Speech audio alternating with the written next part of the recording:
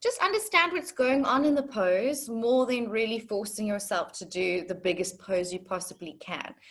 These big back bends are often, it's a journey, and they take sometimes years or, you know, forever, or maybe you might not ever be able to reach back and put your foot on your head. It just depends on so many things, and it's really not about trying to get it all right today, but mostly just understanding all the different components around big back bends. Okay.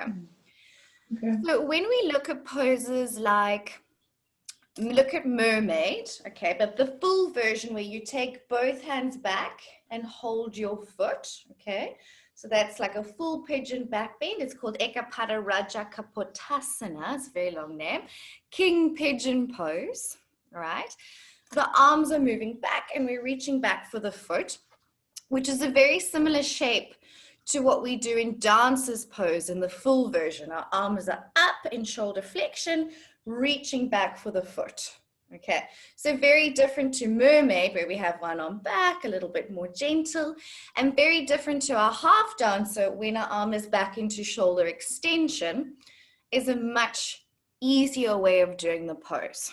Okay, so when we look at those back bends with that kind of movement, what is happening in the shoulders, and what type of shoulders do you think might find that easier or harder?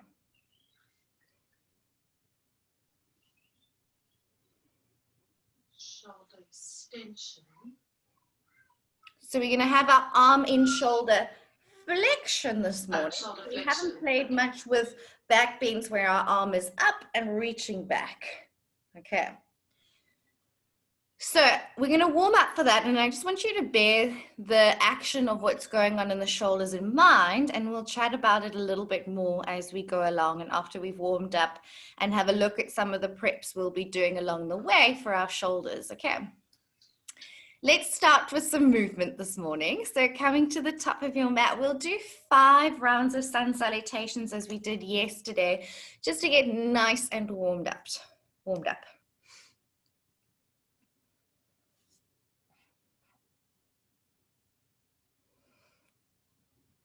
Okay, we'll do the first 2, just a basic sun salutation from plank into down dog, and the last 3 with a baby chaturanga and a baby cobra.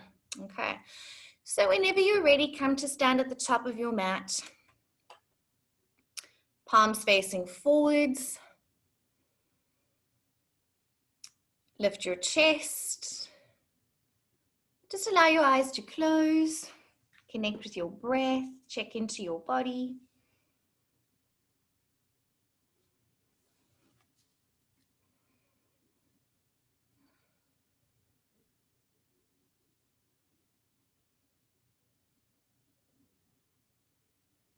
And then inhale as you reach both arms up. Take a really nice stretch up through your arms, feeling a nice reach through the sides of the body. And gently forward fold all the way down. Soften knees a little if you need to. Relax the back of your head. And then moving into a halfway lift, press your chest forwards and lengthen your spine. Exaggerate the little back bend action here, really pressing your chest forwards, pressing shoulder blades into your back to lift and broaden across your collarbones. And then exhale to ground your hands and take a big step back, moving into plank, and just hold plank for a moment. Check fingers are spreading, arms are strong and straight, legs are active. And then slow, strong push through your hands, gently moving back into downward facing dog. And for your first downward dog of the day, maybe you want to pedal out your feet or bend and stretch your knees, walk it out, do whatever feels good.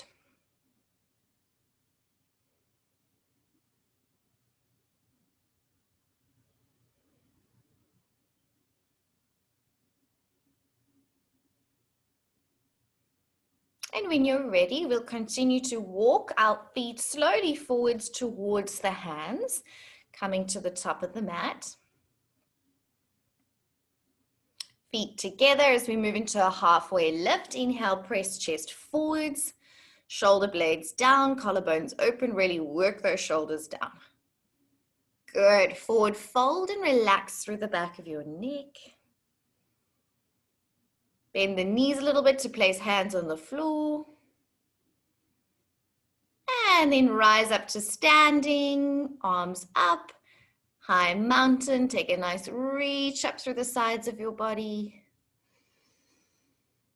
And then relax your arms down to your sides. And maybe you just want to roll out your shoulders or do whatever feels good as you ground back here in mountain pose.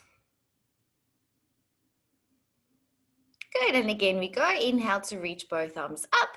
Maybe this time lifting your chest just a little bit. Really feel the length in the sides of your body. Remember when we talk about high lunge and back bends, we want to feel the ribs lifting away from the hips. So really feel that here.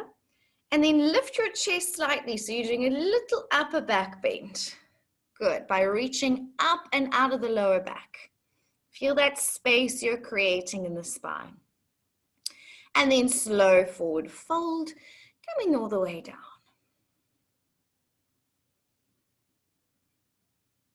Good, so Dasha, bend your knees to put your hands on the floor, don't just hang out there. Good. And move into a halfway lift, hands to shins, press chest forwards, lengthen the spine, exaggerate the little back bend here. And then grounding hands to the mat, stepping back into plank. Holding your plank for a moment, gaze slightly forward so the head isn't hanging. Legs are strong and active, fingers are spread. And then with a slow, strong push, begin moving back into downward facing dog. Pressing the hips up to the ceiling. And this time, let's bend the knees and lift the hips up a little bit higher. And then press through the arms as you straighten out the legs. Try and keep the sit bones pointing up. 2 more times like this. Inhale, a little bend in the knees, lift the hips. And then pressing through the mat as you lift the hips, straightening out the legs. Last time as we inhale, bend the knees, lift the hips, and then gently straightening out the legs. Lovely. Gazing to the top of the mat, take a big step forwards with the right foot followed by the left. And then inhale to halfway lift, straight away, press chest forwards. And exhale to forward fold, head down, relaxing the neck. Rising on up to standing as we reach up through the sides of the body. Really reach to feel the ribs lifting away from the hips. Sides of the body reaching up, maybe a little back bend on top if it feels good. Just a little lift in the chest. And then relax your arms down to your sides and just shake it out, release. Good.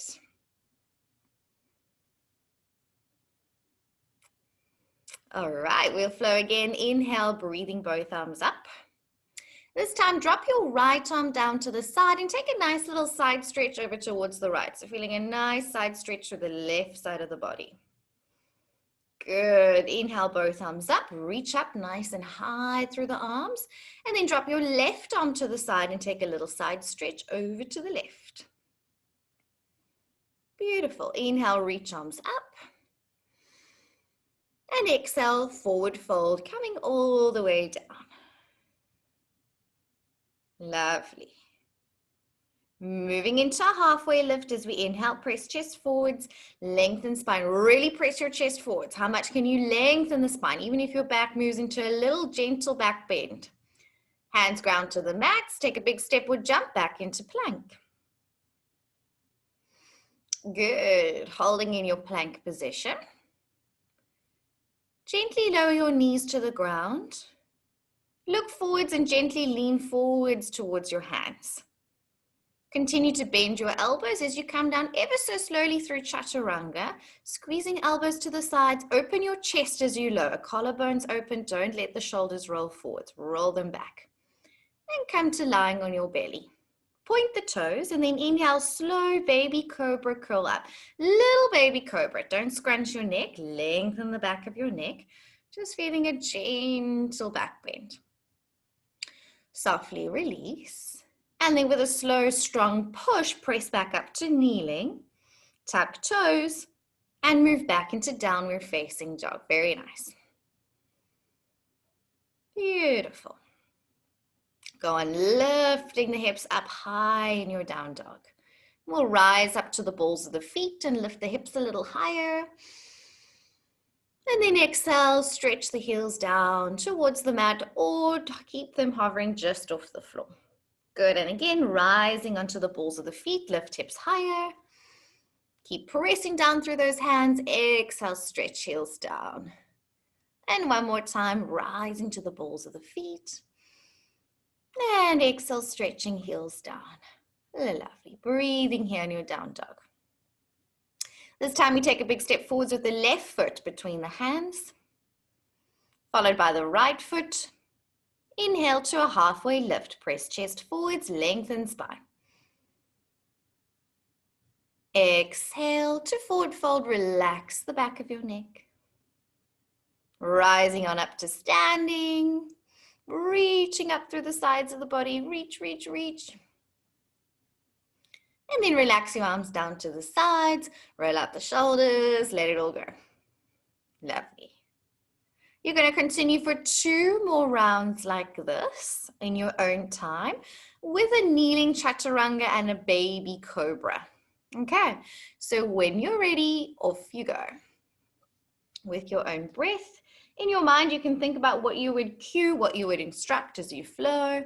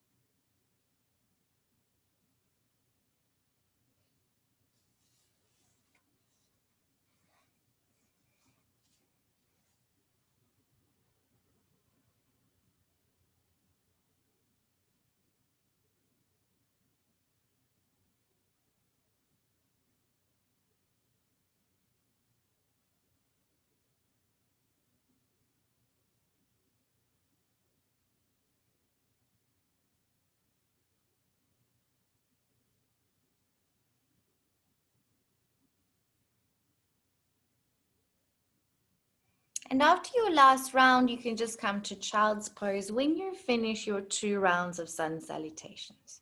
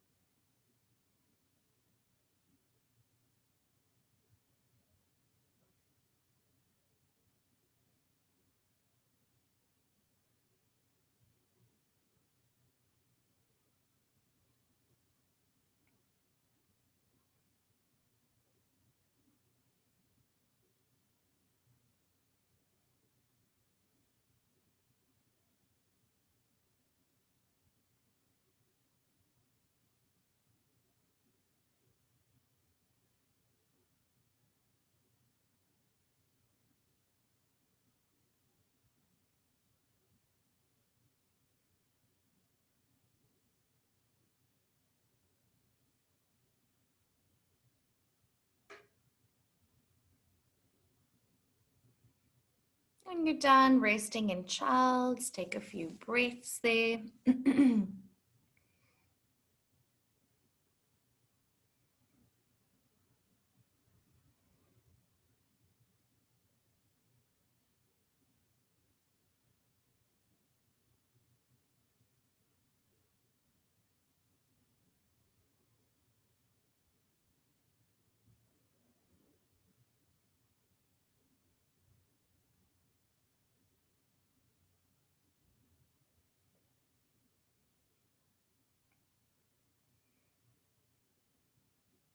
Good. If you have 2 blocks, you can grab your 2 blocks for in child's pose.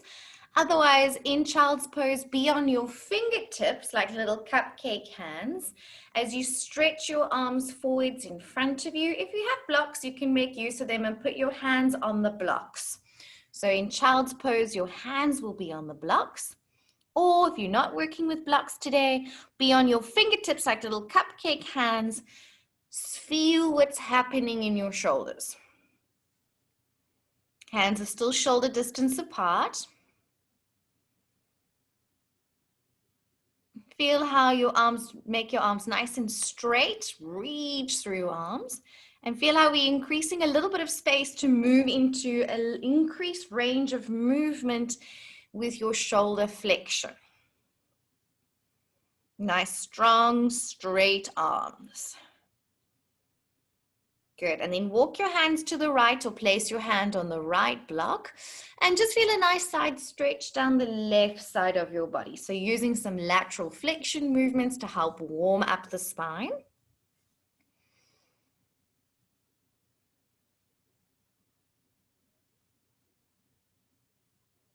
And then over to the other side, over to the left. Nice stretch through the shoulders, the lats, underneath the arms. Helping to warm up our arms to be over our head and then reach back for back bends. So feel those stretches that you're doing here.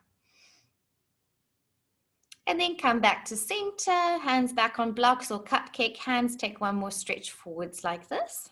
Really allowing your chest to drop through your thighs with strong, straight, active arms. Go on, lengthening the sides of your body, moving your ribs away from your hips, just as we want when we move into back bends. Feel that length through the spine, lengthen the sides of the body. Now we're going to bring our elbows onto the floor, or if you've got your blocks, place your blocks a bit closer towards you and bring your elbows onto the blocks. From here, you'll bring hands together in prayer and then draw your hands towards the back of your head. That's it. In child's pose, wiggle your elbows forward so you're feeling a stretch now. Where in those arms? Think about it.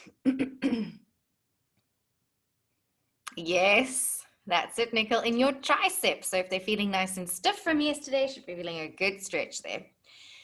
And also replicating the shape of holding a strap, which we'll be doing a little bit later, behind you. And if it feels a bit tight, you can move your hands forwards and back into that position to allow a little bit of movement, which sometimes feels quite nice. Feel how we're working the shoulder joint in shoulder flexion and stretching the tricep muscles here. So we would do loads of prep work like this to prepare our shoulders for these bigger back bends. One more breath there. I know it can be quite strong.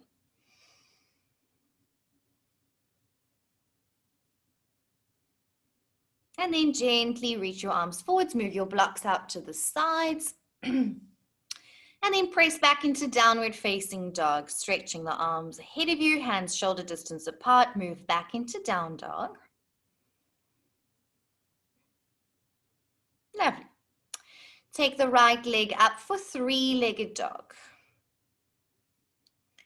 Bend your right knee and draw your heel over towards the left sit bone. Like we do in our back bend sequence, just feel a nice opening into the hip. Good, go on lifting that thigh and knee nice and high. Come back to three-legged dog and then step forwards for a low lunge. Lovely. Make sure your foot is under your knee. Bring your back knee onto the ground and inhale both arms up.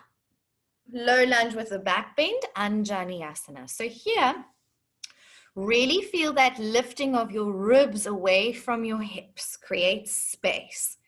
And then lift your chest into a little back bend. Don't overdo it. Just feel your chest lifting. Beautiful. Circle your arms behind you and interlace your fingers.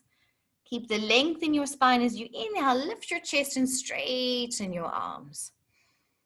Beautiful. And then inhale both arms back up. Bring your hands to heart center and take a little twist to the right, hooking your left elbow on your right outer thigh, twisted low lunge. And then lean the shoulders back gently as you twist your chest open and press down through your bottom elbow to draw the hands more towards the center of your chest. Keep lunging deep. Inhale, both thumbs up. Beautiful. Exhale, bring your left hand down onto the floor and reach your right hand back to hold your back foot for a quad stretch. Alternatively, whichever version feels comfortable for you, this often is the most accessible version. Find a quad stretch in your low lunge. Left hand flat on the floor and then gently lean the shoulders back, open the chest, twist your chest open towards the ceiling, drawing that left heel towards your sit bone. Find a nice big quad stretch here. If it's uncomfortable, see if you can shuffle your back thigh or knee or further away from you and take hold of that back foot. Good. One more deep breath here. Keep lunging deep.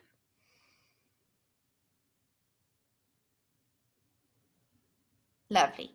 Gently release, straighten your back leg, tuck the toes back into three-legged dog and back to downward facing dog. Lovely. On the other side, we take the left leg up for three-legged dog. Bend the left knee, tip your heel over towards the right sit bone, just open up the hip. Go on lifting the thigh, lifting the knee. And then square off back into three-legged dog and step forwards for a low lunge.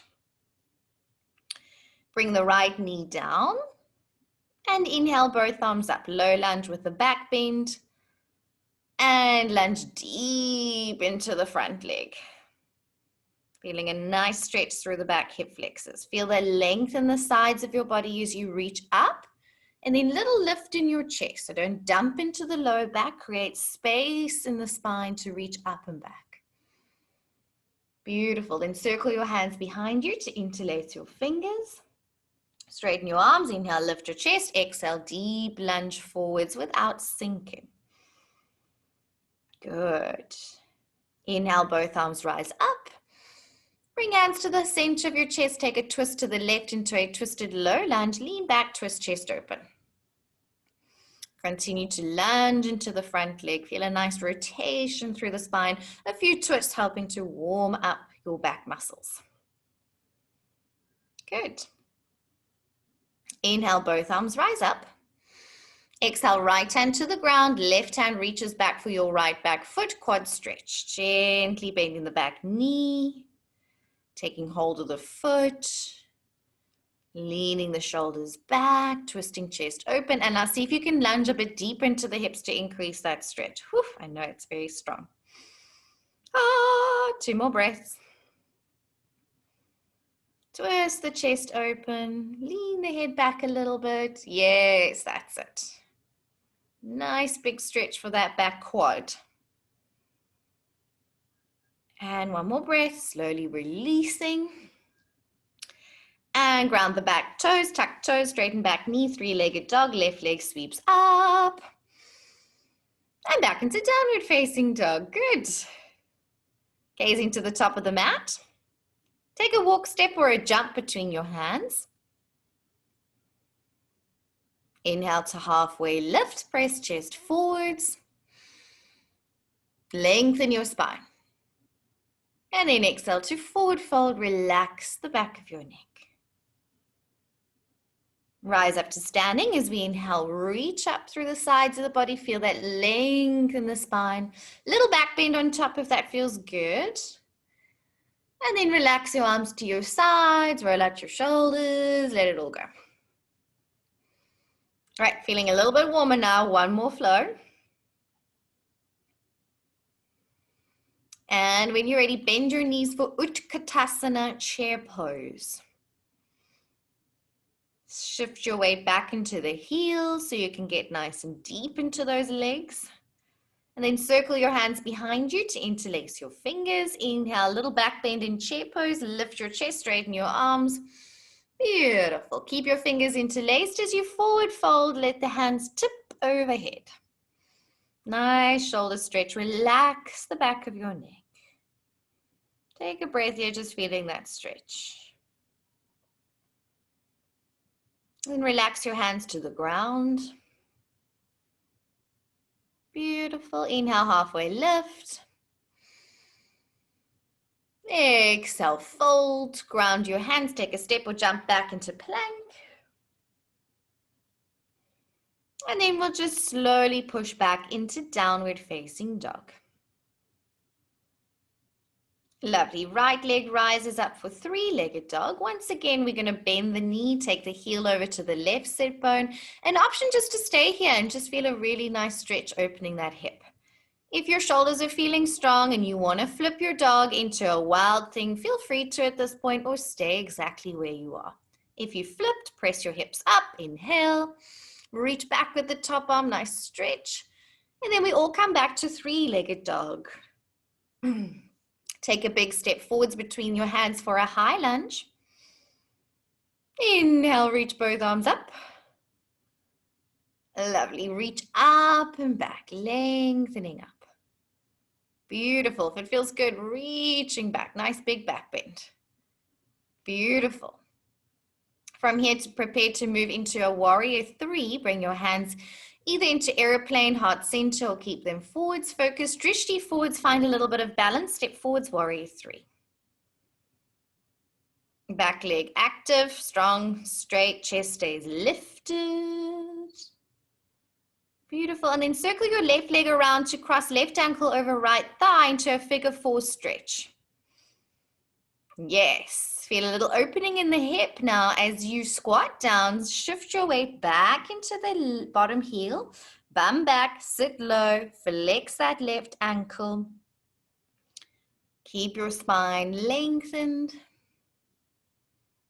Beautiful. Come back up to standing and then take hold of your left foot with your left hand to move into a half dancer's pose.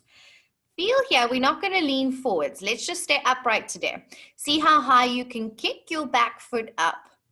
Really lifting the back leg. Make sure you're holding the inside arch of your left foot. Your thumb is pointing up to the ceiling. Be more upright today. So it's not about going forwards. It's about staying upright. Yes. Lift your chest and see how high you can lift your back leg by squeezing glutes and hamstrings of the back leg. And then release to forward fold standing splits. Hands to the ground, kick that left leg up nice and high. Allow the hips to open up. Forward fold, hands under shoulders, lifting that back leg high. Good. And then take a big step back into a low lunge. Ground the hands back into downward facing dog. Just a little bit of warming up for those legs. Okay. Breathing here in your down dog. Other side, taking your left leg up, three-legged dog. Bend the knee, open the hip, taking heel over to right sit bone. Stay here for a good stretch, or if you did it on the other side, you can flip your down dog or just stay here and go on lifting through that knee and opening the hip. Beautiful. Take a breath. Everybody meeting back in three-legged dog. Left leg reaches up. Big step forwards for a high lunge. In your high lunge, feel that reach up through the sides of your body. Reach up and then little back bend without dumping in the lower back. See how high you can lift and lengthen. Should be no discomfort in your lower back because you're reaching up. Moving into warrior three, bring hands down or keep them forwards. Virabhadrasana 3, focus eyes, drishti for balance. Lovely. Circling that right leg around to cross right ankle over left thigh, figure four pose, and squat down to feel a nice stretch opening up into the left hip.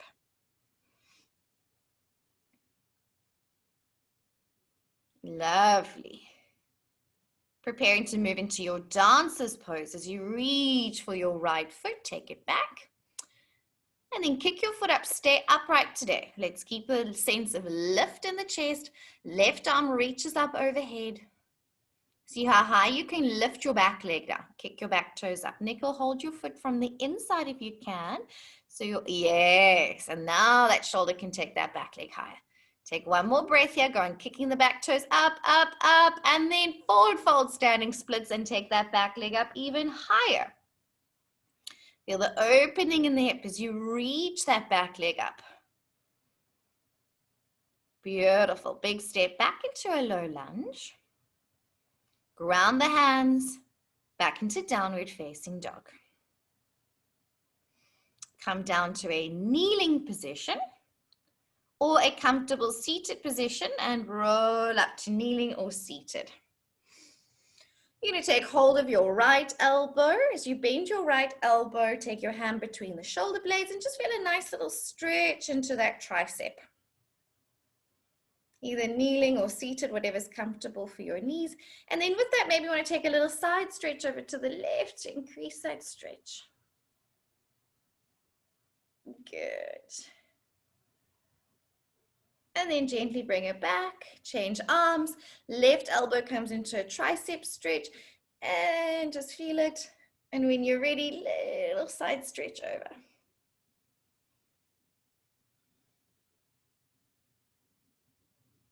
Beautiful. And then gently release and just roll up those shoulders. Okay, so we've warmed up a little bit into our legs, a lot of shoulder warming up, some spine warming up without doing loads of back bends to tire out our backs is pretty much the key. We're going to talk a little bit more now while our bodies are nice and warm. We'll take our first back bend just to feel what's happening with the back foot, which is your king pigeon pose. And then we're going to bring it into dances. So I'm going to show you just very briefly so your body's still nice and warm when you want to try it out. And remember, you don't have to go far into this. You can basically just do mermaid pose or pigeon holding your back foot with a strap in a quad stretch. So it's not about having to go very far. Okay, just kind of feel the shapes and feel why it's so important to warm up your shoulders. This is the idea I really want you to get across, is the more you can take your arm back in shoulder flexion, the closer you are to reaching for your back foot. Okay, so that's the big idea around these big back bends. Those with big range of movement in their shoulders may find these sorts of back bends easier. Those with tighter shoulders, it's much harder because shoulders are everything in these poses. Okay, so what we're going to do is work with a strap of sorts. So hopefully you managed to find something around the house.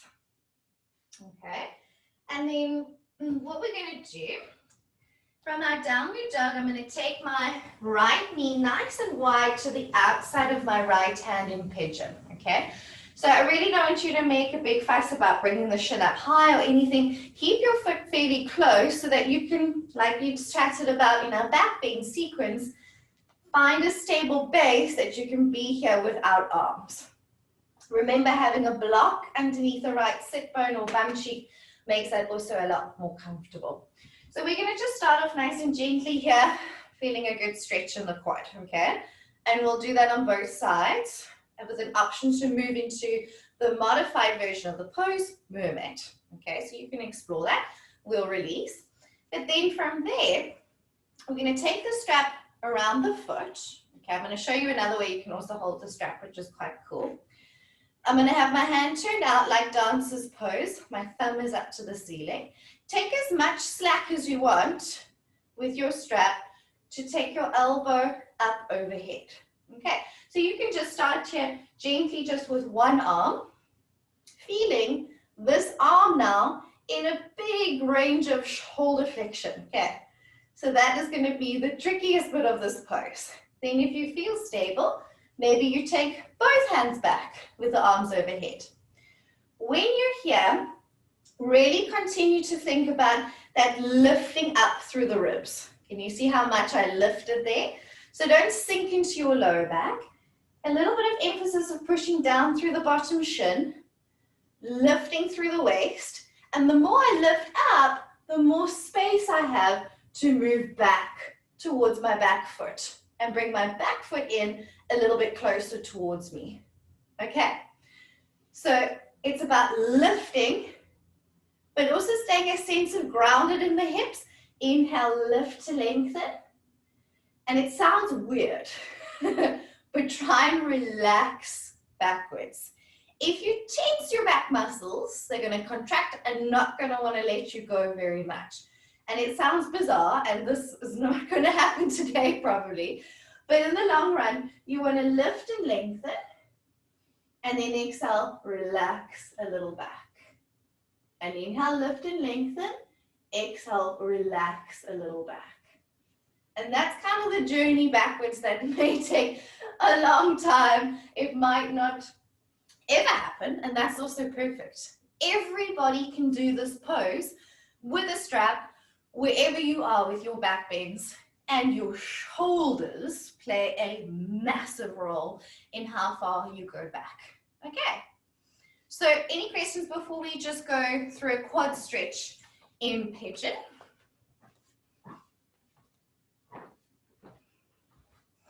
All okay? So if there aren't any questions, let's move back into downward facing dog. I want you to do this while your body is still nice and warmed up. Okay. And then take your right leg forwards into pigeon pose. Okay. Now take time here. Don't try and bring your shin parallel to the top of the mat. It's not important. It's about the back bend here. Carmel, take your knee even wider. So your right knee is pretty much off the edge of your mat for some of us. Okay, it goes nice and wide. And your back toes might not be shooting straight back behind you. They might be going a little bit more to the left corner of the mat. That is also fine because you're creating space to feel broad, to find a good stable base. And just here, can you lift off and maybe be here without your hands? Try and still sit evenly on right and left sides of the pelvis. And if that's really quite tough or any sense of pressure in your knee, take a block to sit on. Also here, just gently push down through your right shin in the front. Just feel that push down through your right shin. Can you feel how you've engaged a little bit more muscle and stability? Push down through the front shin. That's also a great, useful assist here. All right, so from here, reach your left hand back for your left foot. Come into a quad stretch. We're just going to start with this. Try and still keep the weight even across both sides of the pelvis. So you haven't sat completely on the right bum cheek now. You're still even through both hips. And remember, like in the back bend sequence, the further you slide that left leg back behind you, the more surface area you have to balance on with that back quad and thigh. So really take it back. Yes. And then just feel a good stretch here. If you want to move into mermaid pose, you can. That would be a step along the way to our full king pigeon. Or just feel a nice quad stretch and see if you can sit here without using your right hand as much. That's it, Candace. Good. Push down through the right shin a little bit. Feel the length in the sides of your body in whichever version you're in. Lovely. And most of you have found a great stable base, so that's awesome. Looking great. Okay, let's not overdo it. Release, step back, down dog.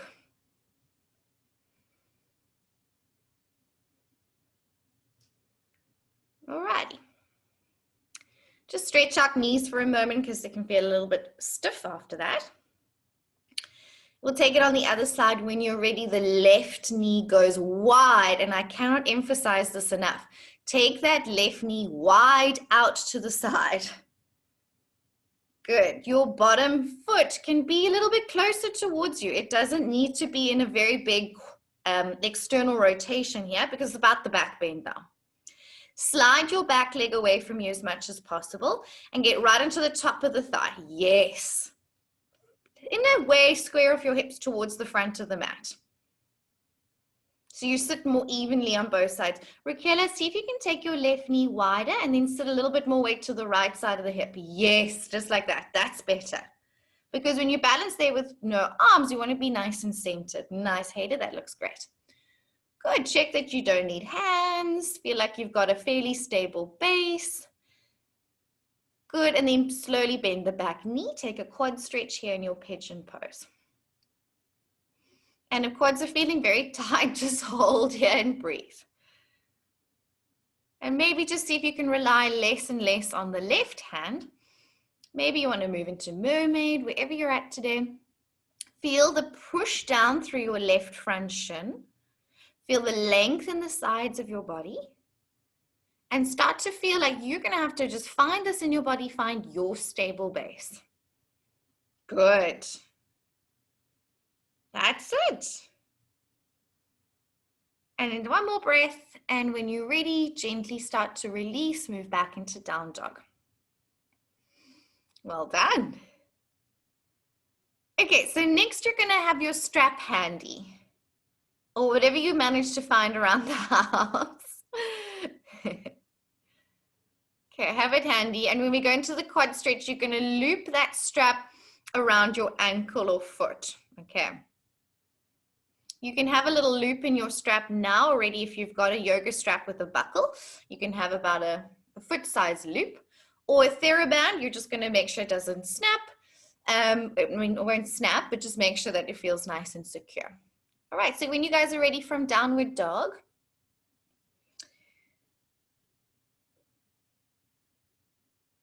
right knee goes into pigeon pose. Once again, now you've found where that stable base is.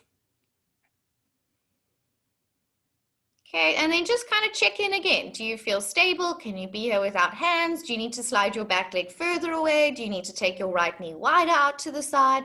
Can you pretty much square off your hips somewhat, that your pelvis feels even on both sides? Make sure you've got the base nice and supported. Now we gently bend the back knee and loop your strap over your foot. Okay, so that's it. Make sure it feels secure. You might have to like floint your foot a little bit to keep it on, depending on if you're working with a TheraBand or whatever you've got. Your left hand holds the strap like dancer's pose with the thumb pointing up to the ceiling. And then take as much slack as you need as you slowly circle your left arm up and around, bending the elbow in line with your ear. Okay, and then just kind of see how that feels. It's going to feel a little bit different. Continue to press down through the right shin, lift up and out of the lower back. Don't sink into the back, create space. You've got to be quite active here.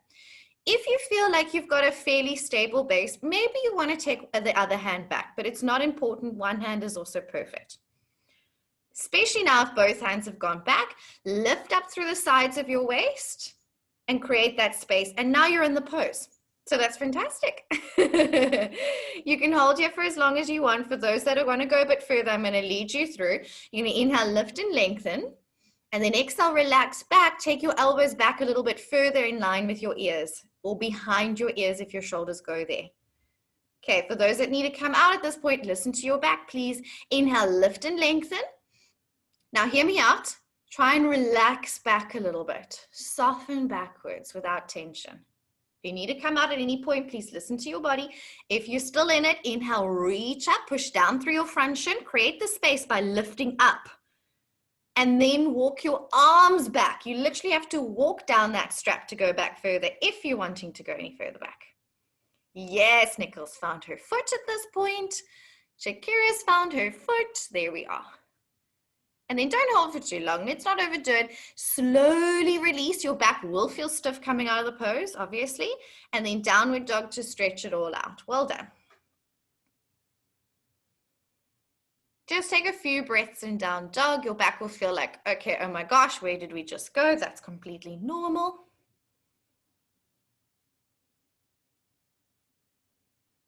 And then straight after that, you wouldn't want to round your back, okay? You kind of just want to come to neutral in between.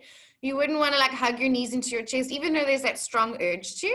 We want to keep our back kind of moving in this direction for a while. Okay, take 2 more breaths in down dog. What's quite fun here, if you're working with a strap, you can walk your hands back towards your feet and then swap your strap on your feet from a downward dog. Walking back, pop your strap on the other foot, and then walk back into downward dog. That's my control freak thing, that you can swap your strap over here, which is quite fun as well. Also just to give the back a little bit of a break. And then if you've done that, you've swapped your strap, and then you can walk forwards back into down dog. If you're working with a band and it's a bit finicky or anything, we'll do it once we're down.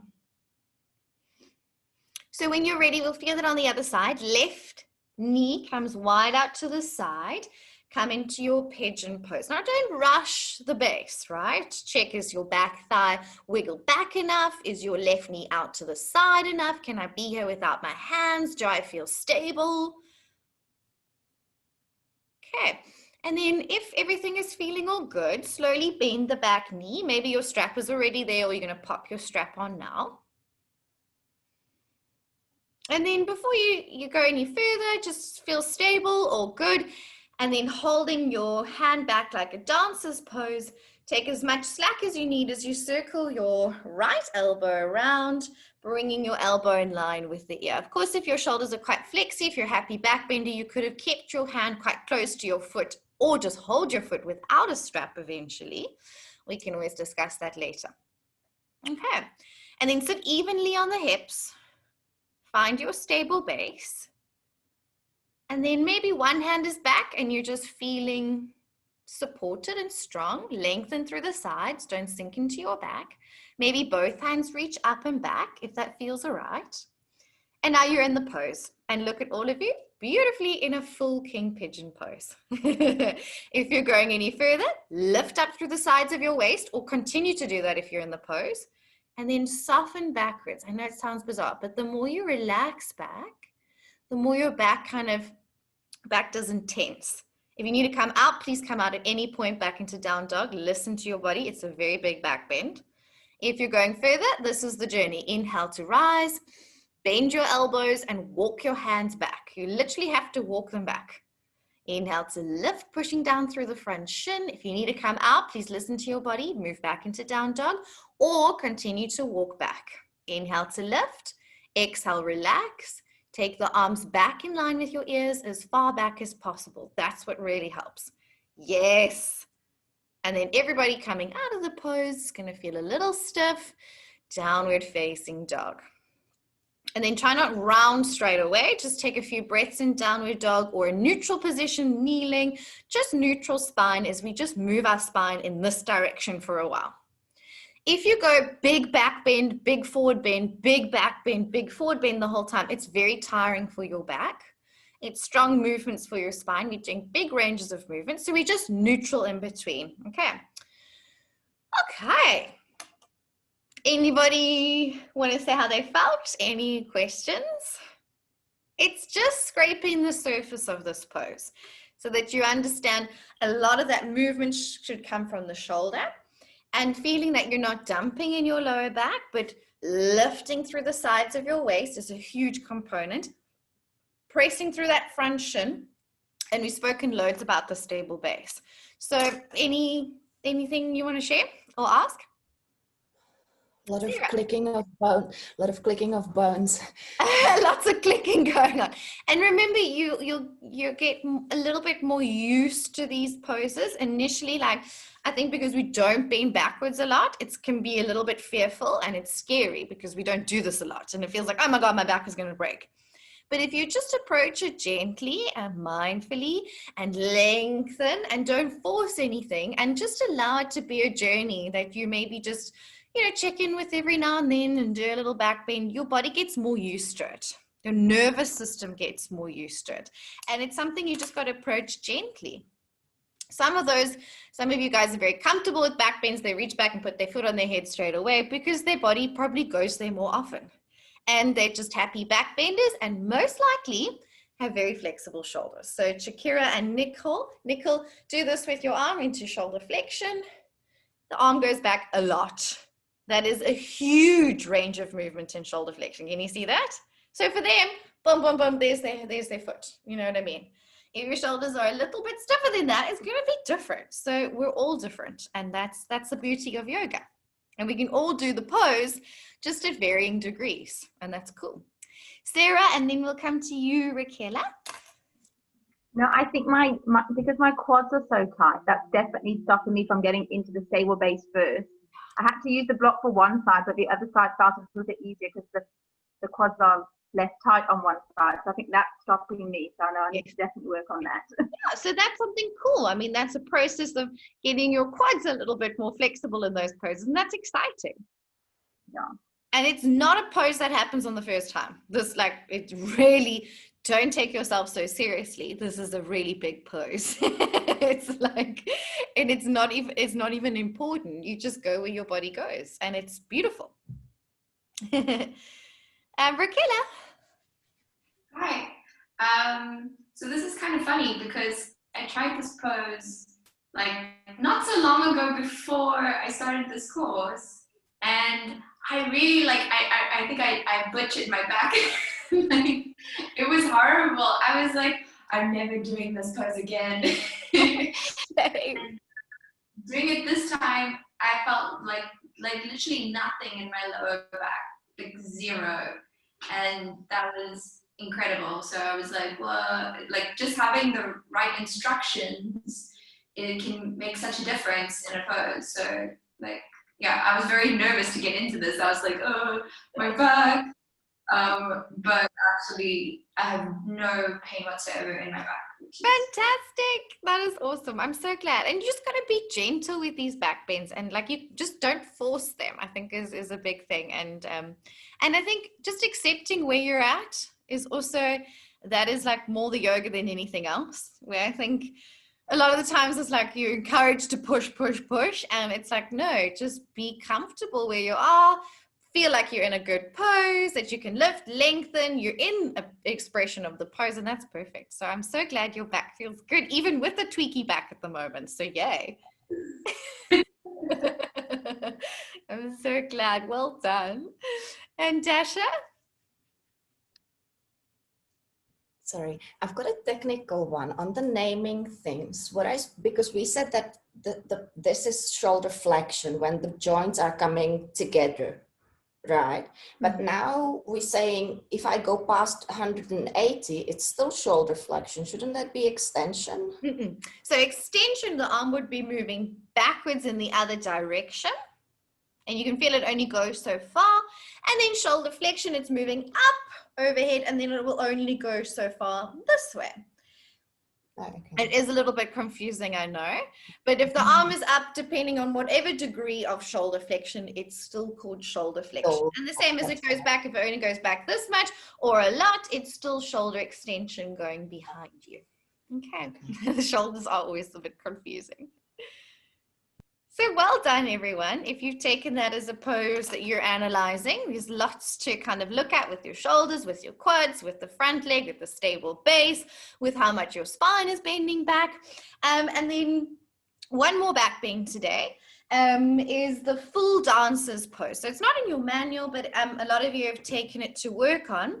And if your back is feeling like it's had quite enough at this point, it's not important to do now. If you've like felt, okay, that's as far as I want to go today, well done. That was a really, really big pose.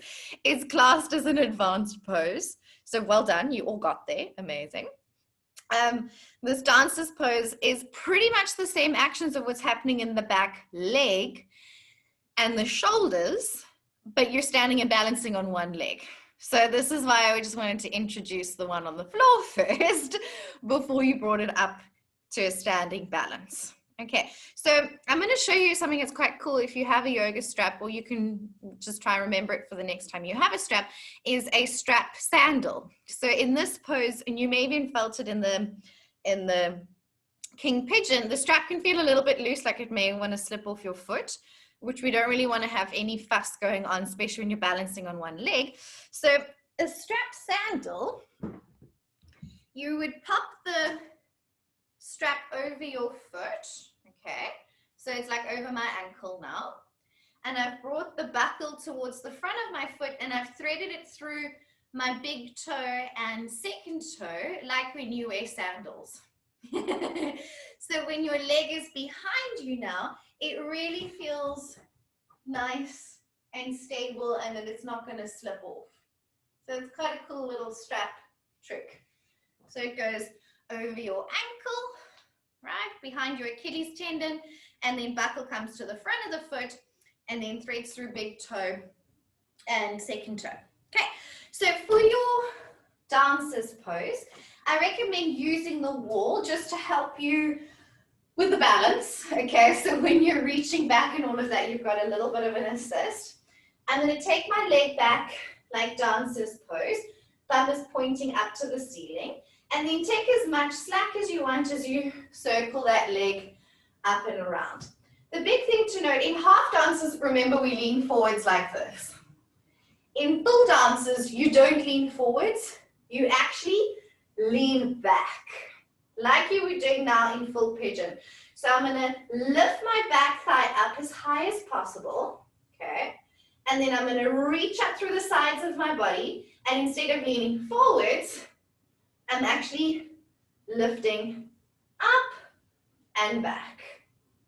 And that is how you would start to move into your full dancer's pose.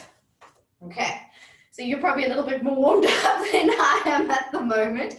So give it a go if you want.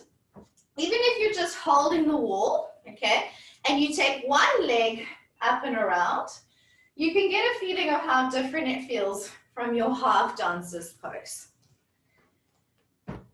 Okay, and then of course it's the same journey back, lifting up, kicking back. So pop a strap around the foot, or just have a look and watch if you want. If you don't want to overdo it with your back today, it's completely understandable. These are big poses. Okay, so you've got your strap on your foot, and then your free hand is on the wall. Okay, taking your, so if we got the left leg back, take your arm up overhead, elbow in line with the ear. Okay, now kick your thigh up really high because your leg is heavy, so don't leave that for your shoulder to do. Kick your thigh up nice and high. If your knee swings out to the side a little bit, you know that's totally fine. Kick the thigh up, and now you're in the pose. If you want to try and take both hands back, focus your eyes. You've got the wall there just in case. And then continue to kick back, toes up. Lift the thigh a little bit more, Shakira. Yes. Now walk your hands back down the strap. Kick thigh up, lengthen through the sides of the body, reach up, and maybe you walking back. Yes, nice, Raquel. That looks beautiful. Otherwise, just with one hand, just feel the lifting of the chest, the lengthening of the spine. So you're not dumping in the low back, you're trying to create space. It's hard. It's really hard. Don't overdo it. Come down and release whenever you're ready. So this one, remember, you got to get that back thigh up. So remember how we emphasize that in half dances? Lift the back thigh, lift the back thigh. It's so when you get here, you kick that back leg up as high as possible. So then you can work yourself back towards your back foot. It's a crazy big pose. Other side if you're going further.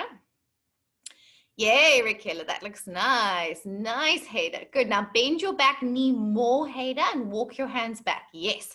Remember, you literally have to walk your hands back. Get your arms as far back as possible past your ears. That's the only way you're going to get closer. Yes, that's it, Hader. Go and walk your hands back a little bit more. You're so close. I know how high that back leg lifts now after yesterday. And also, if you can start, for those very happy big back benders, start holding closer to your strap in the beginning. And then you don't have to do too much walking when you're up there, for those that are very close to their foot. Yes, Nicole. Now lift your back foot higher, kick up through the thigh. And now hands back a little bit more. You're so close. That's it, Shakira. I can't see your arms, but you look like you are in it. Nice, and a nice lift of that back thigh. Beautiful. And then slowly release. Whenever you're ready, otherwise go for it again. If you want, if you're starting and you want to go deeper, hold closer to your strap, closer to your foot rather, when you start. Kick the thigh up, bend the back knee, foot towards your head, and then take those arms back. Okay. So now you can see there's a lot of work in those big poses, lots to analyze, the range of movement in your shoulder flexion, how high your leg goes up at the back. Yeah, all these components really piece together, but we can all feel an expression of the pose wherever you're at. Okay. So well done. If you're still playing, keep playing, go for it. For the rest of us, we're going to start to release and unwind a little bit. So after back bends, let's just come to seated with our legs crossed.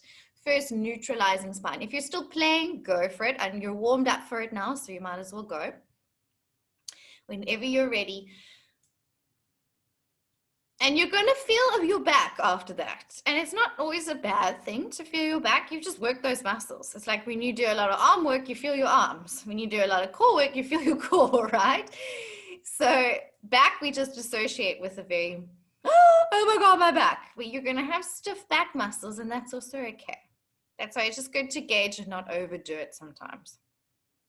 So sit with your legs crossed, hands on knees, sit up nice and straight. Lengthen your spine. First, we always come back to neutral. Okay. And then take right hand over to the left knee and just do a gentle twist, not a forceful twist, a gentle twist to the side. So you'll feel the muscles running up along your spine. When we twist, it helps to warm them up, but also helps to release them afterwards. So twists feel really nice, gentle twists after back bends. And then gently release, and then twist to the other side, gentle twist. Inhale, lengthen, exhale, twist.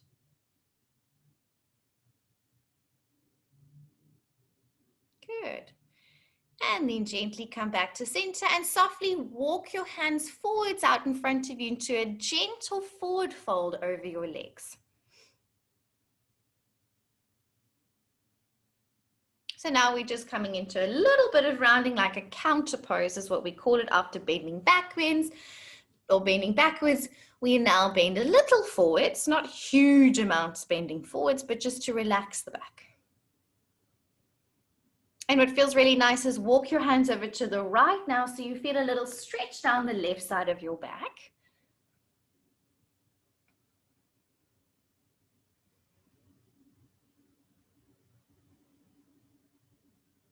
And then gently over to the other side to feel a stretch down the right side of your back.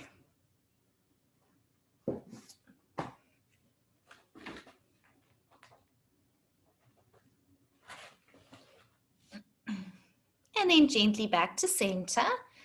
And then come back up to sitting and change the cross of your legs. So other leg crosses in front. Sit up nice and tall and take a twist over to the left. Right hand to left knee. Take a little twist towards the left side. Gentle twist.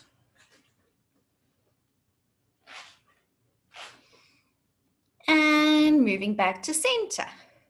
And then a little twist to the other side. Feels quite good after all those back bends, right? And back to center, and now forward fold over the legs. Relaxing the muscles in your back.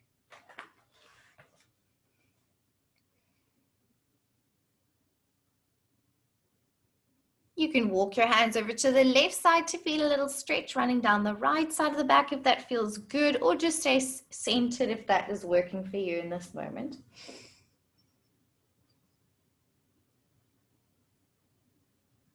And then gently over to the other side when you're ready.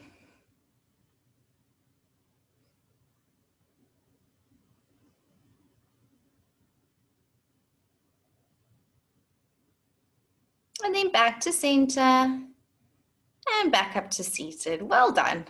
So any questions with the back bends that we've done? Anything you would like to ask about before we move into some other poses?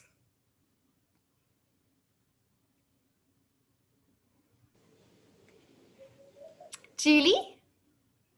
I just wanted to ask about wheel. I know it's not one that we did now, but I chose it as one of my 3 pose analysis poses. And so obviously I'm going to be doing variations of it, but I'm just wondering if you can give us the very basics just verbally So Cool. at least I look Actually, good. I thought about touching on this, Julie, because I know you and a few others have also taken full wheel.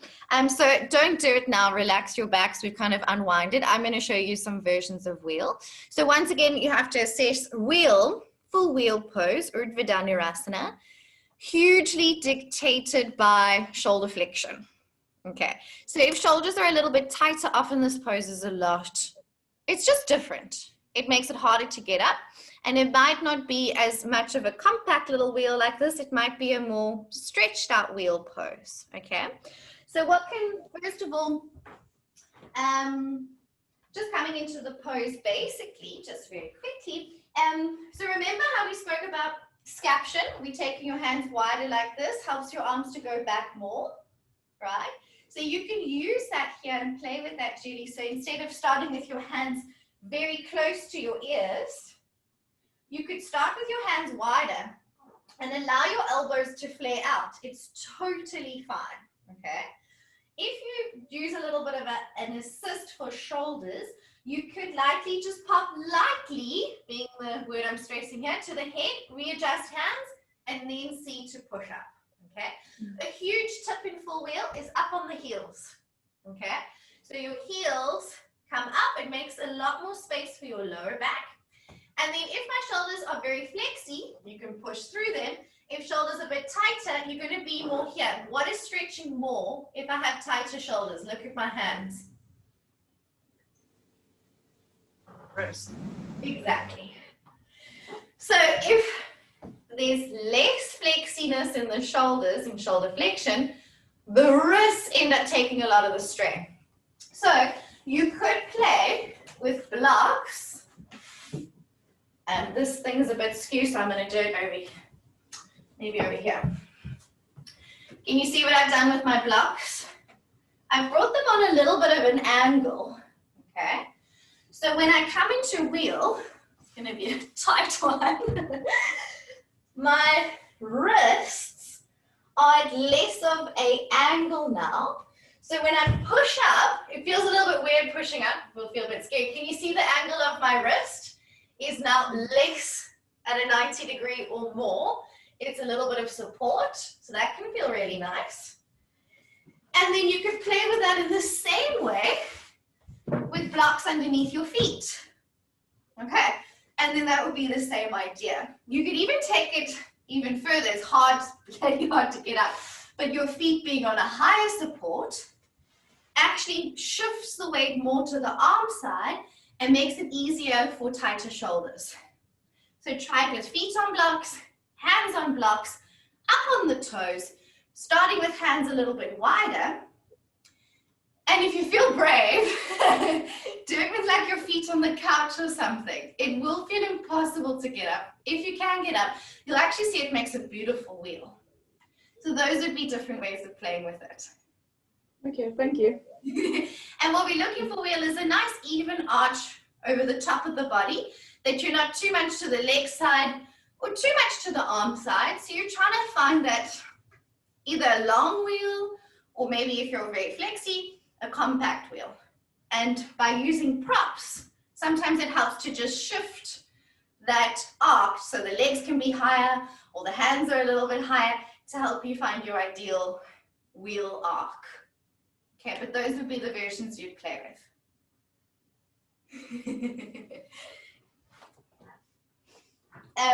And if you need any reminders of that for full wheel before your pose analysis, just give me a shout and I can send you some pictures, okay? And I will cover full wheel next weekend along with the other big back bends, just to pace you guys out, okay? So we'll do more inversions next weekend. We'll do more back bends next weekend, moving into some bigger versions. Sound good? Does anyone else have to ask about a question for pose analysis? All good. Okay. Let's do a quick glue break. 5 minutes. Okay, and then we're going to go through some seated poses, twists, and some hip openers just to finish up. Meet me back in 5 minutes at 20 past 11. Okay, see you in 5.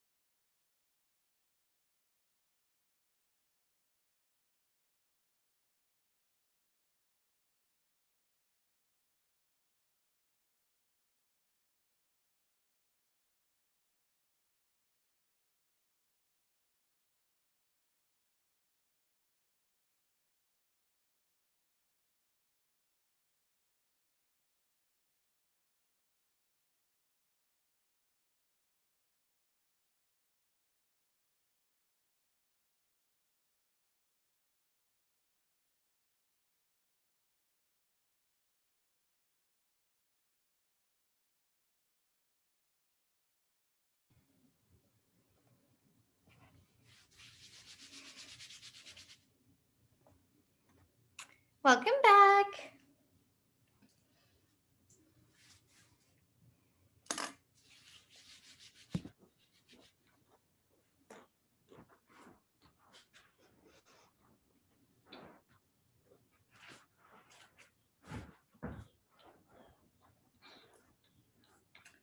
Okay, so we're going to go through the remaining hip and groin poses that we started on.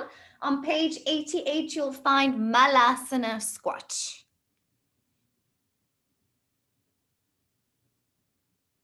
Okay, so there's two ways of doing Malasana. You could first of all have your feet slightly wider than hip distance and squat with the feet wide. This makes it a little bit easier for your heels to come to the ground. A little bit more space, and is often a easier version of Malasana. When we come into the pose, we bring our upper arms between or below the knees and gently press the thighs out.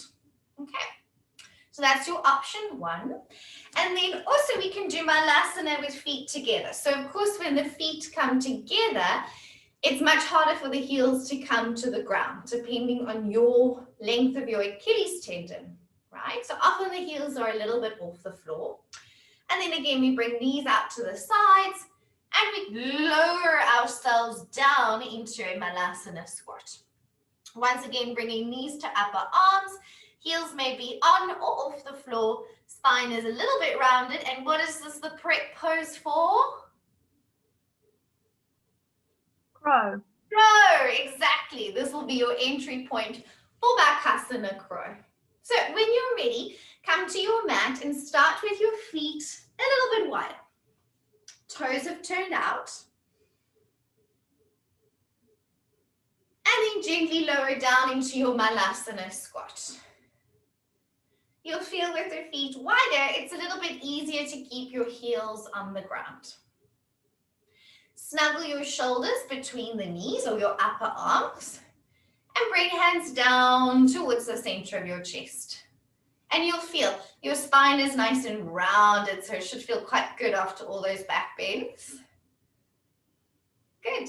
And then from here, you can just walk your feet together or hop your feet together. Notice now how it's much harder to get your heels to the ground, and it's quite a good stretch for your Achilles tendons. And then we keep the big toes together as we open the knees out to the side and then sit back and round into your Malasana squat, bringing the upper arms between the knees. That's it, hands to heart center. All hands can be on the floor. Sometimes either you can even wrap your hands around and hold the back of your ankles. So it just kind of depends while you're doing the pose, what you're sequencing for, and who you're doing it with. And then you can have a seat, release, fairly straightforward. So we've done it quite a lot in the arm balancing class. Anyone have any issues with Malasana squat?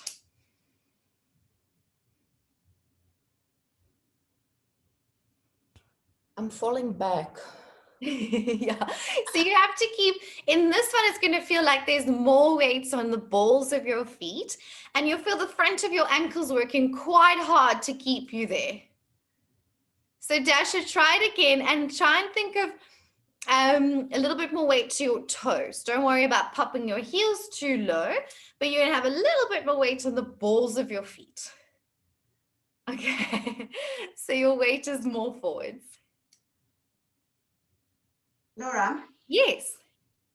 I can easily do the pose, like I'm flexy enough. It's just, once again, my knees that, not always, but sometimes, I don't know, it depends on probably what we've done earlier, because I struggle a bit with my knees and pigeon and so on as well. Yes. Like, so at the moment, it's quite, you know, I can freaking bend in any direction, but my knees are just a bit sore at the moment. Absolutely, because we are bringing the knee into a very big bend and then coming forward. So, Heda, does one feel better than the other, like feet being wide as opposed to feet being together? Yes, the wider one is easier on the knees.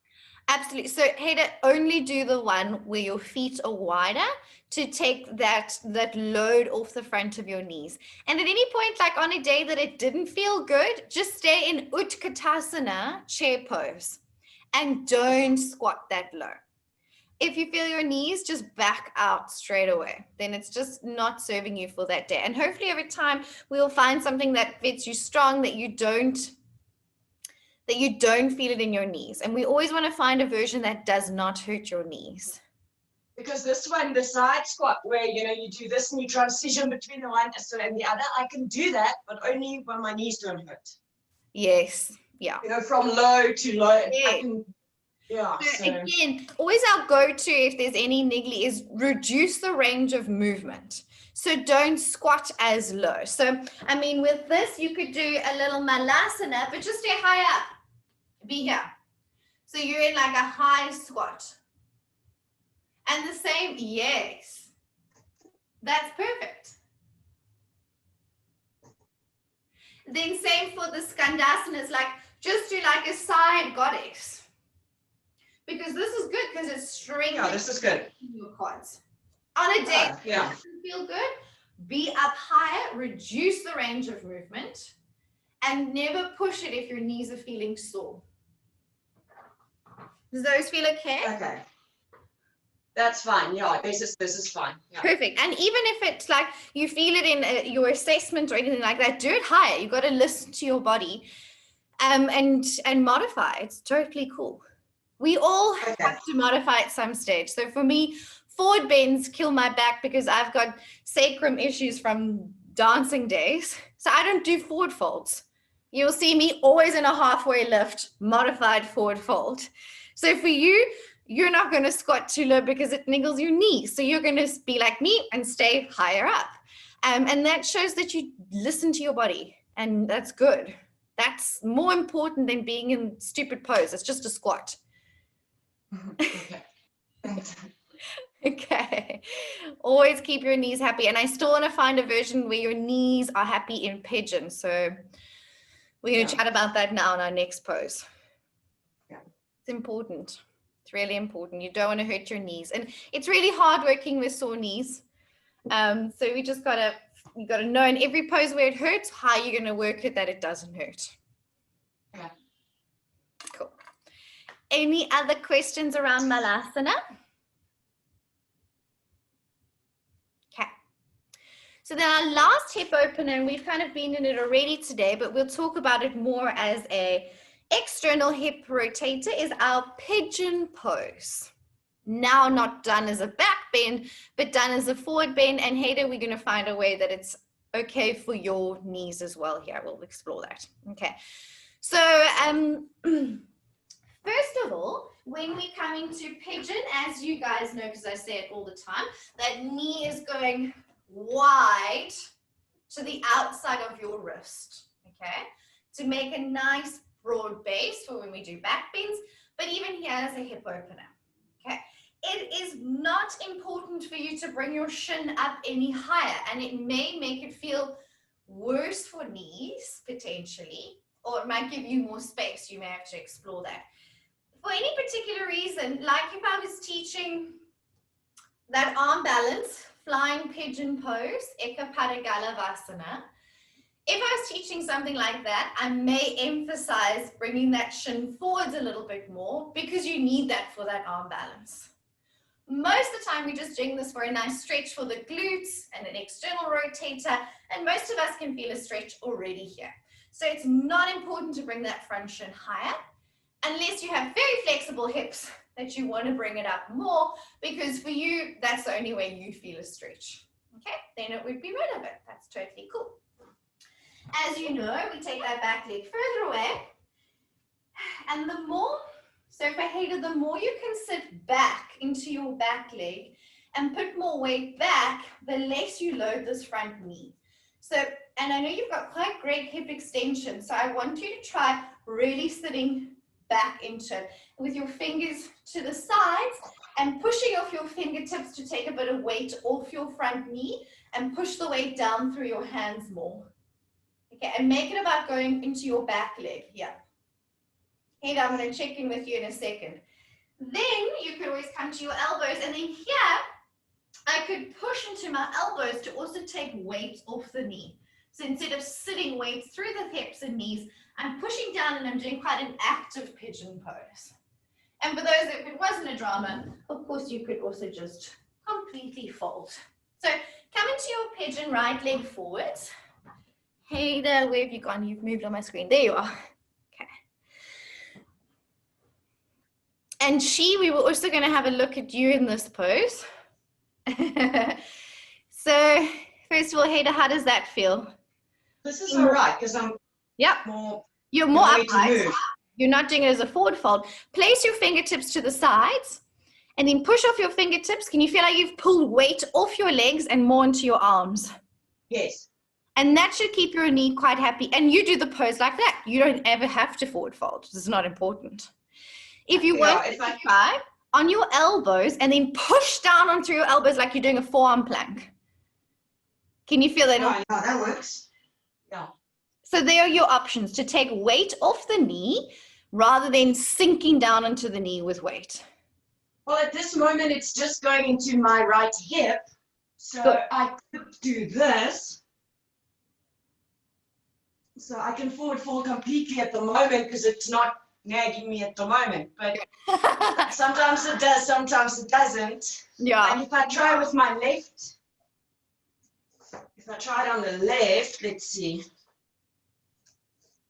Take that knee wider. You can see it's right in line with the hip. It's harder on the, yes, take it wider and then sit more into the right hip side of the pelvis. Make it about sitting on the back leg. This one's not as tight as not as flexible as your other hip. No, it isn't. So then it may be. It's better if I put a block there. So the block I know is like the best go-to because it just takes the weight entirely off the knee. And were we chatting when you said you wanted to try it without the block and find a way that works? Yes, so I can, so if I put it a bit wider, like this is fine. This is okay. Okay. And this starts to niggle a bit. Yeah, so it's the forward fold that's going to put weight, and that's what you don't want, Hader. So you're going to stay more upright, but don't squish over that front knee because that's what's going to cause putting more load on the knees, what's going to make it unhappy. So the block, of course, is just sorts out the problem, taking load off, or being more upright and pushing down through your fingertips, also taking weight off the knee. So you're going to think of like a little hovering pigeon there. Which is good. And you'll still be able to demonstrate that perfectly for your students. And that's how you're going to do the pose. And you still get a perfect external hip rotation. You still feel all the benefits of the pose. There's no real benefit to forward folding at all. Yeah. We just like to because we're lazy in yoga and it feels nice. And you can just like take a nap down there. So you're just going to be a little bit more active. And did you feel also this morning, Hader, in the back bend, how we pushed down through the front shin and we engaged more muscle pushing down? Yes. Also, make it about the strength and not about the floppy flexibility. So on this side, if I put it wider, so more my front leg or my shin forward a bit more, that's actually easier on my left knee, whereas on my right knee, it likes falling in a bit more and I can go further. So sometimes the sides are different. You got to know your body, know what keeps your knees happy. Even on the days that they are good, don't push it. Okay. Find that happy place where they have good days or bad days and then just do the version that keeps your knees happy. Okay. Always. Okay, she coming into your pigeon pose, you're going to sit, take your knee a bit wider out to the side. Even wider. So can you see how you brought your knee on the inside of your arms? Yes, take it on the outside of those arms. Yes. And now you need to sit a little bit more weight into your left hip. There you are. Now you're balanced and slide that back leg away. Can you feel how you're more even through both sides of the pelvis? And that's perfect. Okay, but I don't have a stable base though. It's fine. It'll come. It'll come. Okay. It's, of course, easier to sit on your right bum cheek because then you feel very stable, but then your hips are a bit skew. And it's one way of taking weight off the knee as well, Hader, for future reference, but your hips are a little bit off. So good to practice like this, even if your base isn't stable for now, but get used to having your weight even on both sides of the pelvis. like you are now. And the stable base will come. Okay. Any other questions? Hopefully you guys did that on both sides while we were chatting away. Dasha, you have a question? Sorry. When I just formulate my thoughts. When you really low down and you put your chest onto the mat, what does your pelvis do? Is it fine if it tilts? So basically what you want is you don't want your bum lifting up into the air too much now. You want to kind of keep your hips grounded in pigeon down through the center of the pelvis. And not because now you've walked forwards that your bum lifts up in the air. Then you've kind of make it about forward folding and not really about the hips. So don't allow your bum to lift if that's the hip tilt you're talking about. Okay. Keep your hips grounded back towards the pelvis side. And so you shouldn't actually touch with your chest onto the mat then. Maybe that. Normally, it depends on your flexibility. Everybody is so different.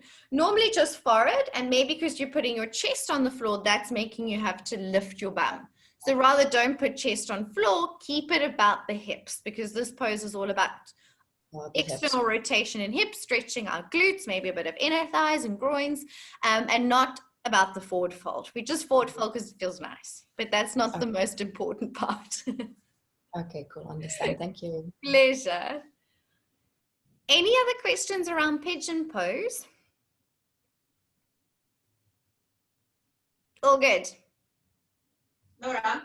Yes, Heda. It's not about pigeon specifically, but it's also my knees when I sit in, just sitting with my knees folded, with my legs folded.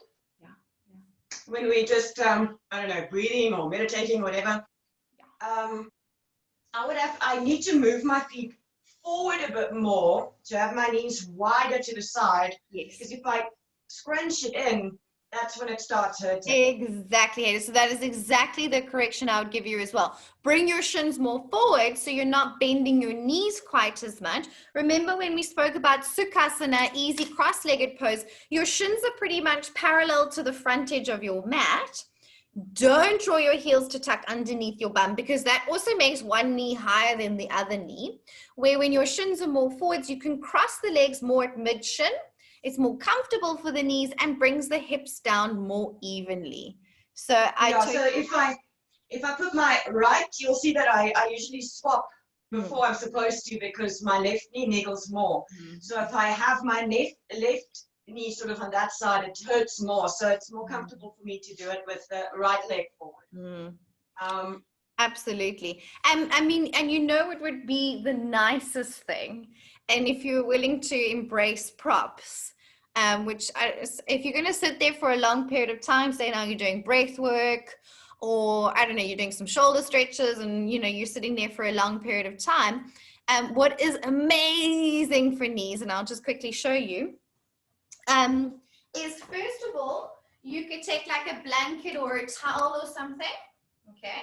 And then you could roll that up, and then you can pop it under your feet and shins like this, so that it's kind of holding your legs up a little bit, which feels like it takes a lot of that pressure off. And another awesome way, and it feels really nice. If I'm going to sit cross-legged for a long time and you're going to make me meditate seated, I would always take props like this. And if you have blocks, give this a go. Pop your blocks underneath your thighs, so it's holding your thigh bones. So instead of your knees kind of hovering in space, it's now propped. It's propped your legs, and then there's no weight in the knees. And that also feels nice in butterfly pose. Sometimes we do, like you've done with me, butterfly pose lying on your back. And it really helps to make it feel way more comfortable and more supported and less kind of tweaky in the knees. Having that support was sorted out straight away. So, Heda, I can't see you now because I made my screen big. Yeah, the blanket works really nicely. Yes. And you see, if I'm in butterfly, bringing my feet closer to my to my groin isn't really the issue. It's when I push down on the knees. Exactly. Because you're That's putting when load. it starts hurting. Never, even in that, never push on your knees, because the hip stops at a certain point, and then when you add load, you're forcing the knee to torque and twist like this with weight. Okay. Never push down onto your knees. Rather do the opposite, like what you did with the blanket or the block, and prop them. You'll still get all the same benefit of the pose. Yeah, the blanket feels really nice if you're going to be there for long. Yes. A little bit harder in this one, but even just having that little bit of extra height, that the knees don't feel like they're just hanging and floating in space, but they feel like they've got a little bit of support from the shin bones or the thigh bones, and still keep your feet forwards. Don't bring them too close towards you. Yeah, this is nice. So nice. This actually works quite nicely. Brilliant.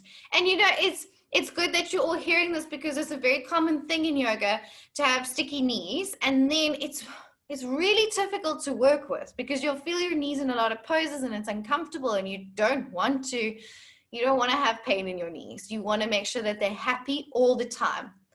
So hopefully today, Heda, those little assists will help you. Don't push them down. Don't force them down. Do less. Prop them higher. Just even with a little blanket, and it feels amazing and it's nice. Embrace the props. Thank you. Good. Well done. Alrighty. And if anything else comes up, Heda, let me know. So now we're going to move on to some seated twists. Okay. And the twist we're going to start off with is on page 92, which is Ardha Matsyendrasana. Half King of the Fishes pose. I will also call it one-legged crossed over twist for you in your assessment, so that you kind of have an idea about what we're talking about.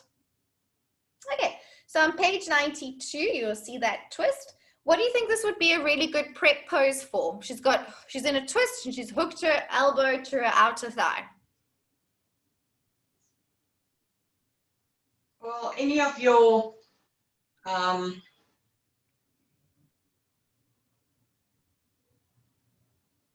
Twisted I don't know crow. if it's Twisted crow. This is an ultimate awesome prep, along with all your other standing twists, like you were saying, Heda. This would be a fantastic prep for side crow. And there's some more crazy twisted arm balances where you would use it as well. Absolutely. Okay. Because you're feeling the hook of your elbow on your outer thigh, and it's a twist, so it's bringing in all that. So I will show you quickly, and then we'll all give it a go. Or you can come with me if you want. Let's all go together. Come to sitting on your mat. Okay. Sit with your legs out in front of you, and there's always an option to sit on a block if you felt that was really nice when we were doing other seated poses. This is also really nice sitting on a block. So you can try with or without the block. First of all, I'm going to take my right leg and cross it over the left thigh. The right toes are pointing forwards towards the left foot. Okay? And then sitting up nice and tall. This would be a modified way to do the pose, and you could take a twist to the right. Remember, what's the golden rule with twisting? twisting towards the leg. Exactly. You always twist towards the front leg, so you don't get confused. So that would be one way you could do the pose. But the full version, you can sit off onto your left bum cheek, and then bend your left knee, and then sit your right bum cheek back down. So your hips should both be on the floor here. Maybe you shuffle your left knee a little bit more towards the center line if that's comfortable for you. Make sure knees are happy. So again, Heda, the closer you bring your heel towards you, the tighter it is for the knee. It should be fine in this pose, but the more you wiggle that foot out, maybe easier for the knee. You have to feel that. Okay, so sit evenly on both bum cheeks. Hold the right knee and just sit up nice and tall for a moment. When it comes to twists, like we felt with the standing ones, we don't want to twist with a rounded back, and we don't want to twist with an arched back. We want to sit up nice and straight and almost pivot and turn on a nice straight axis, right? Reach your left arm up towards the ceiling and feel that length in the sides of your body.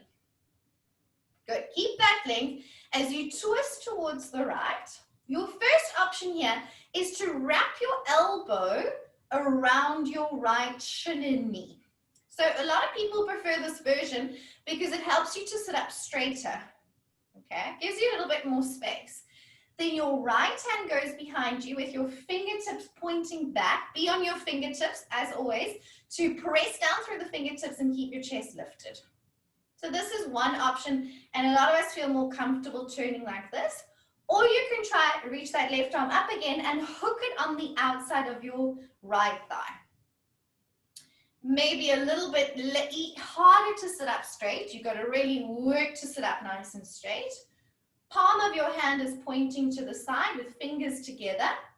Sit up straight and watch your right shoulder isn't rolling forwards now, rather your left shoulder, the arm that's hooked over.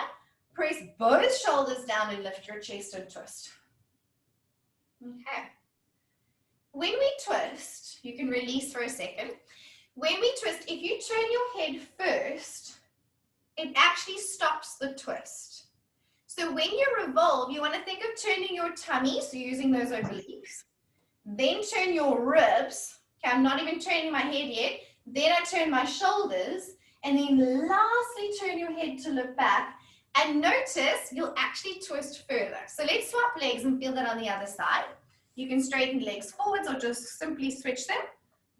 Left thigh crosses over. You can sit off onto the right bum cheek, bend the right knee, sit evenly down through both hips. Good. And then left fingertips behind you, right arm reaches up. Okay. So first of all, you can decide whether you like the elbow wrap around the front of the shin, or if you like the hook of your elbow on the outer thigh. And sometimes it just depends what you're teaching. And sometimes you would want that hook if you were teaching side crow. But now I don't mind either.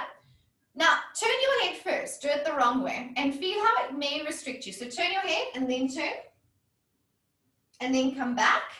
Now don't turn your head, look towards the front. First turn your tummy muscles, like you're twisting through the lower back and obliques. Breathe in and sit a little bit taller. Now turn your ribs, then your shoulders, and only very last turn your head to gaze back. Do you feel you get a bigger twist? Take a breath and then slowly unwind, come back to center. Okay, so that's your one-legged crossed over seated twist, Ardha Matsyendrasana or half king of the fishes pose. Any questions?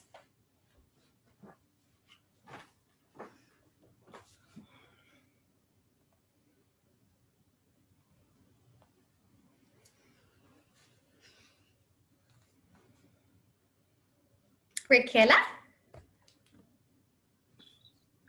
Can girth get in the way? Totally. Yes. Yeah. So, I feel like mine doesn't go that far.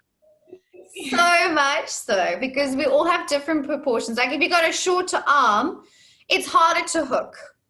If you've got bigger boobs, it's harder to get around. All these sorts of things. If your shoulders are broader or more narrow, or your legs are wider or smaller, these things all come into play. So a lot of the time, what feels more comfortable is that elbow wrap, that it gives you a little bit more space, because the hook is the most like constricted version. And it's often the least comfortable. And literally it's like 50-50. Some people like the hook, and a lot of people like the wrap, because it just gives you more space.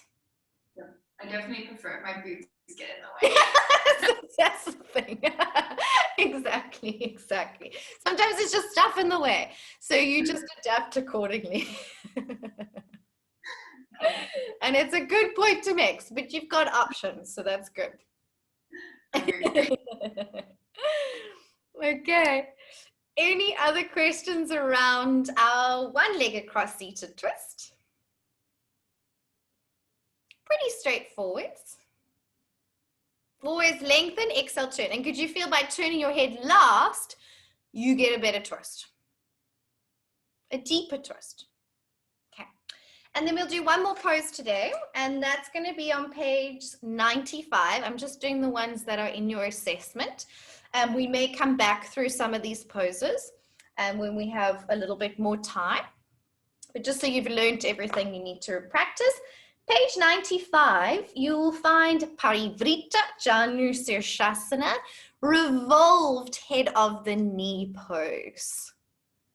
Okay, so you'll notice it's the same name as our one-legged forward fold. When you bent one leg up like tree pose and did a forward fold, your leg is in front of you. Now this one, your leg is out to the side for the twisted version. So don't get confused.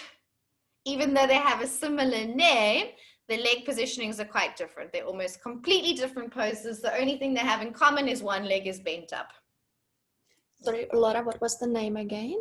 So of this pose or the other one? Which one? This one.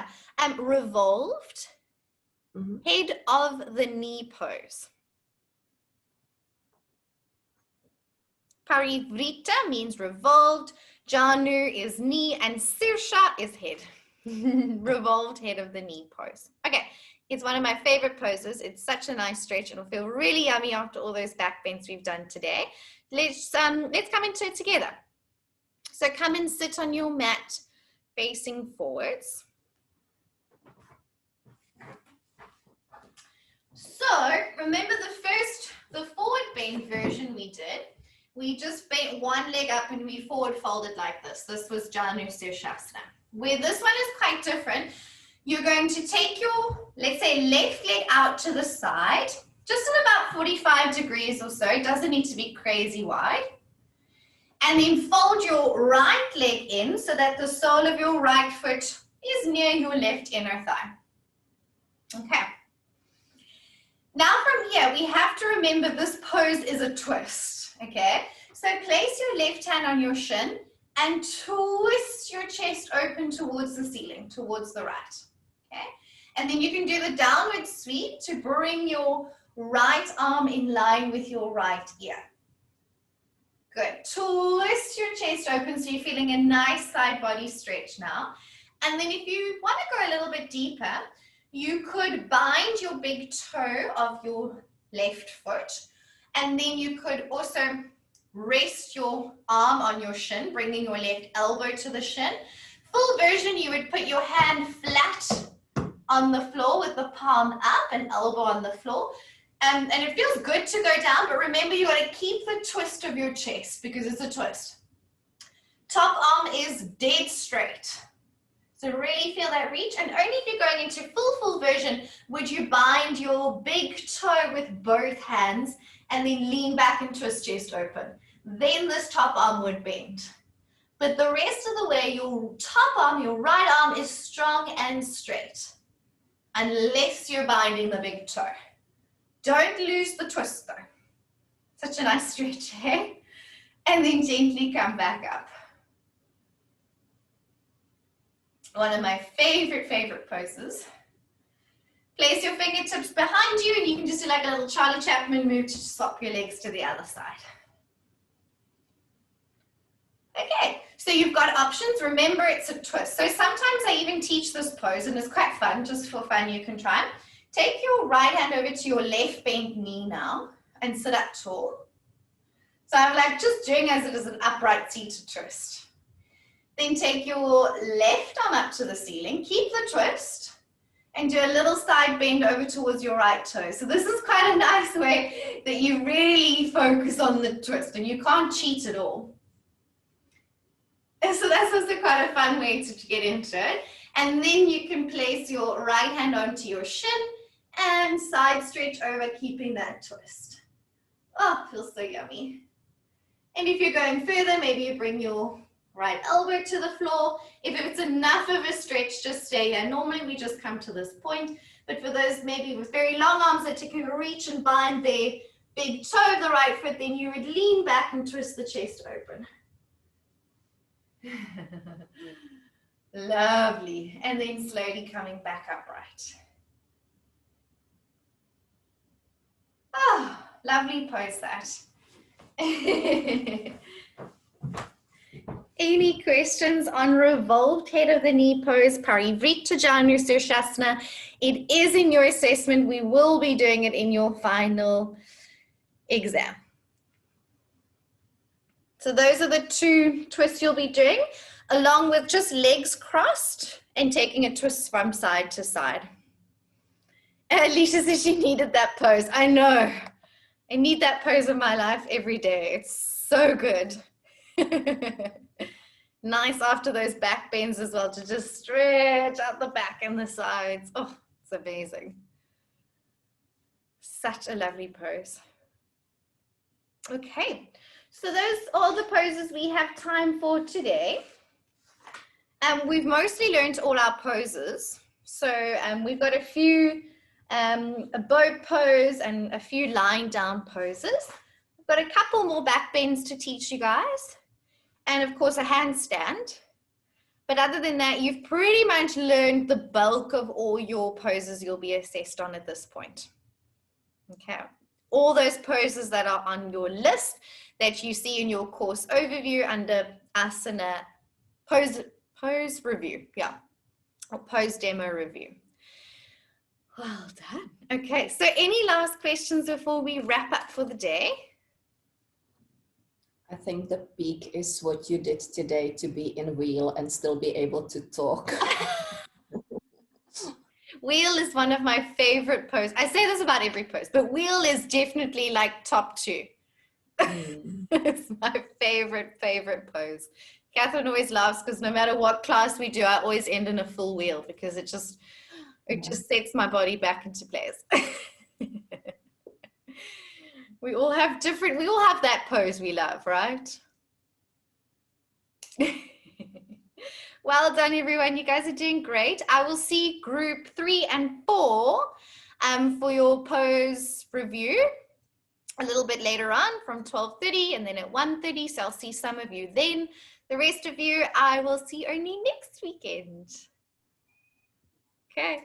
All the best. Keep well. Thank you. Bye. Bye. Thank you. Pleasure.